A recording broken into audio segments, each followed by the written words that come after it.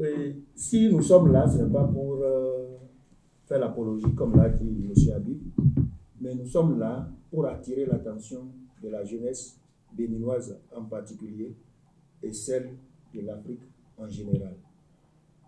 La France, qui pousse nos dirigeants africains à sacrifier leur peuple, quand l'affaire du Niger a commencé, il a envoyé des cargos, des avions cargos pour rapatrier ses ressortissants.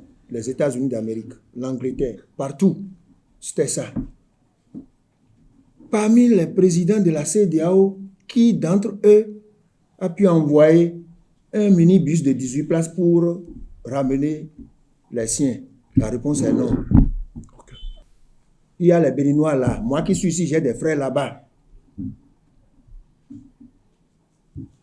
Les Béninois sont plein au Niger.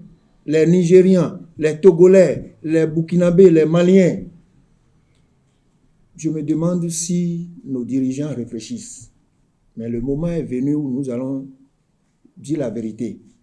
Nous ne sommes pas là pour donner caution au coup d'État au Niger. Mais il y a un adage qui dit, lorsque l'intelligence déserte le forum, le désordre s'installe et tout finit en dictature. Nous n'allons pas accepter à ce que tout ce que nous entendons de ce qui se passe dans la sous-région, on tue les Africains, on tue les Béninois, on tue les Nigériens, on tue les Burkinabés. L'année passée, j'ai fait pratiquement 9 mois sur 12 entre le Burkina et le Mali. Et notre panafricanisme, ce n'est pas de parler seulement. Nous ne communiquons pas. Nous posons des actes. Nous accompagnons des grands projets de développement pour la jeunesse. Parce qu'il y a l'essentiel qui est abandonné, mais le reste, c'est comment faire pour nous sacrifier nous-mêmes. Et c'est nous-mêmes qui constituons d'ennemis pour nos propres frères africains. Ce qui n'est pas normal. Il faudrait que nous nous soutenions en tant que jeunes. Il faudrait qu'aujourd'hui, les présidents de la sous-région comprennent que lorsqu'ils vont intervenir militairement au Niger, c'est les Africains qui vont mourir. C'est des Béninois, c'est des Nigériens. C'est des Nigériens, c'est des Burkinabés, c'est des Maliens qui vont partir.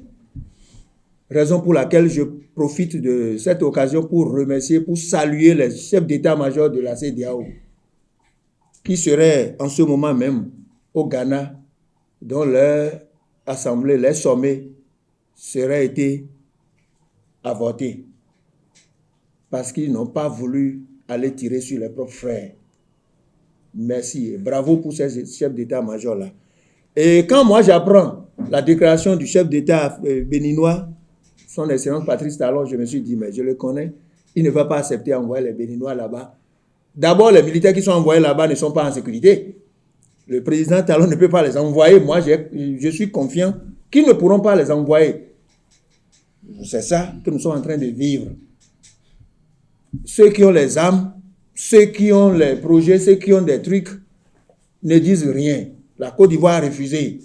Est-ce que c'est le Bénin qui va accepter? Et vous allez comprendre.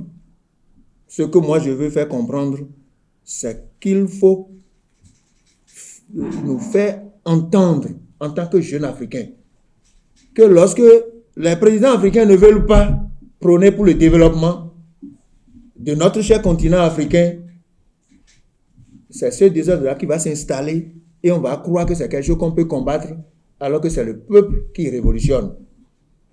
C'est le peuple qui décide prochainement de son sort.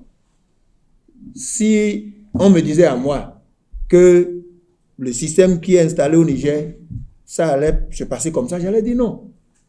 Quand l'heure sonne, personne ne pourra arrêter cette heure de Dieu-là. Parce que nous sommes vraiment en face d'une situation qui, d'abord, à travers laquelle notre silence, nous serons vraiment coupables de notre silence. Et si nous disons que nous serons coupables de notre silence, c'est que quoi? Nous avons vraiment une responsabilité. Et comme l'a dit Fanon, chaque génération doit forcément identifier sa mission, l'assumer ou bien la trahir. Et je pense que là où nous sommes là vraiment pour assumer notre mission. Et notre mission, c'est laquelle? C'est de nous battre pour que, même si nous nous sacrifions, les générations qui nous suivront ne vont pas se sacrifier, nous ne vivrons pas ce que nous sommes en train de vivre actuellement. Et s'ils ne doivent pas vivre ça, c'est à partir de maintenant que nous devons préparer ça. Et préparer ça, c'est quoi? C'est d'abord de cultiver l'amour en notre sein. Cultiver l'amour, c'est de ne pas croiser les bras ou bien c'est de ne pas donner la possibilité à nos chefs d'État de commencer par s'entretuer ou bien de tuer le peuple juste simplement pour des intérêts égoïstes. Parce que moi, je parle d'intérêts égoïstes parce qu'en temps normal, si ce n'est pas la balkanisation de l'Afrique qui a fait qu'on parle du Togo, on parle du Niger, du Bénin, je pense que nous sommes un peu soudés autrefois. Et je pense que l'union là doit continuer toujours à pas perdurer entre nous.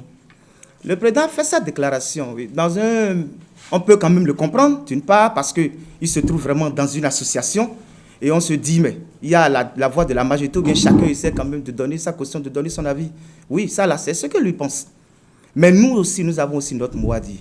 Avoir notre mot à dire, ce n'est pas forcément aller l'affronter, mais c'est de lui dire que, Monsieur le Président, vous avez fait votre option, mais nous aussi, on a aussi quelque chose à proposer.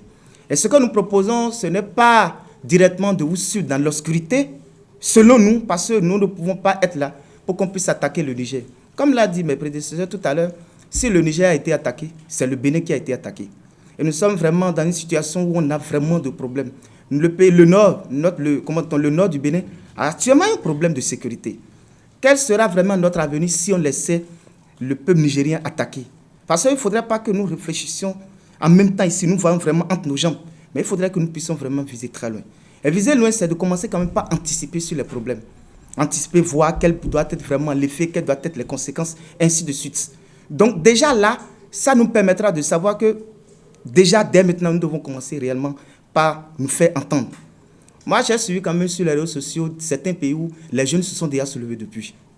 Le Nigeria, par exemple, il y a des jeunes qui ont dit qu'ils ne sont pas d'accord pour l'intervention là. C'est-à-dire que réellement, c'est un moment pour nous aussi au Bénin de montrer que oui aussi, ce n'est pas que nous avons croisé les bras. Parce que nous côtoyons nos frères nigériens chaque jour. Et ils nous regardent et ils nous suivent très bien. C'est-à-dire que réellement, ceux-là, ces Béninois-là, nous sommes chez eux, ils sont chez nous, mais ils ne disent rien par rapport à cette situation. Et on dit souvent que celui qui se tait consent. Est-ce que réellement, en nous taisant, est-ce qu'ils ne vont pas vous croire réellement que nous sommes vraiment d'accord?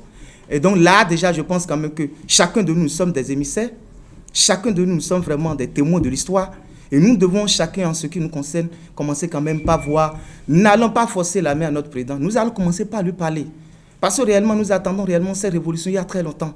Des gens ont commencé, ils sont partis, mais nous, nous sommes encore là. Et je pense que tel que ça a pris, c'est pour que nous puissions vraiment nous libérer. Et je pense quand même que nous sommes vraiment sur une très bonne voie. Nous voulons simplement que nos présidents nous accompagnent. Il ne faudrait pas qu'ils vraiment laissent ça savoir et à se dire vraiment que ce qu'on dit d'eux se confirme. Puis de non, ils n'aiment pas leur peuple, non. Il faudrait quand même qu'ils nous accompagnent pour que réellement ces révolutions puissent vraiment porter. Comme ils l'ont dit, nous ne sommes pas là pour faire l'apologie, pour faire l'éloge des coups d'État. Nous optons pour la résolution pacifique, la résolution diplomatique. Je pense quand même que nous avons en Afrique, on a assez de cartes. D'abord, en Afrique de l'Ouest, on n'a rien que des intelligents. Et je pense quand même qu'ils ont les armes à leur disposition pour régler ce problème-là. Et comment dit-on, dans une très bonne ambiance, amicalement. Et je pense quand même que d'ici peu de temps, l'Afrique retrouvera vraiment ses lumières.